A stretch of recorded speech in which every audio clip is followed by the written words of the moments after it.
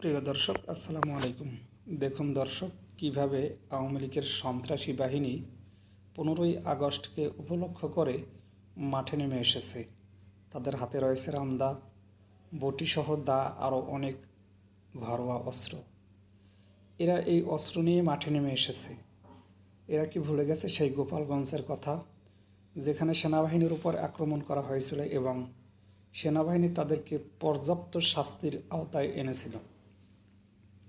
এটা দেখেছে সারা বাংলাদেশ। আবারও তাদের ফ্যাসিস্ট শেখ হাসিনার নেতৃত্বে ভারত থেকে বসে বসে সে ওখান থেকে বলেছিল যে তোমরা নেমে আসো, মাঠে নেমে আসো, 15ই আগস্টকে তোমরা শোক দিবসের কার্যক্রম তোমরা চালিয়ে যাও।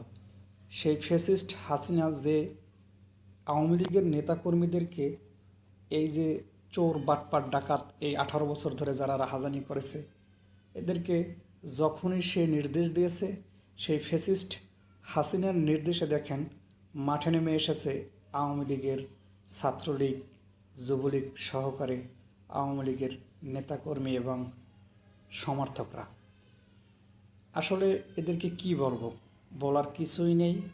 শোক দিবস উপলক্ষে ওরা পারে শান্তিপূর্ণভাবে রাস্তায় অবস্থান নিতে এবং পুষ্প অঞ্জলি দিতে, যেটা ওদের নৈতিক অধিকার, নাগরিক অধিকার, এবং স্বাধীন দেশে ওদের এই অধিকার থাকতেই পারে। তবে এরকমভাবে লাঠি, তারপরে ঘরোয়া অস্ত্র, দা, বটি, এইগুলো নিয়ে মাঠে নেমে আসাটা কতটুকু যৌক্তিক সেটা আমার বোধগম্য হচ্ছে না। এদেরকে কিভাবে প্রতিহত করা যায়, এদেরকে আসলে বাংলাদেশ থেকে নিচ্ছিন্ন করা যায় কি না, সেটা আসলে আপনারা ভেবে বলবেন এবং আপনাদের মতামত কমেন্ট বক্সে জানতে চাই। অবশ্যই আপনাদের মতামত কমেন্ট বক্সে জানিয়ে যাবেন। ধন্যবাদ।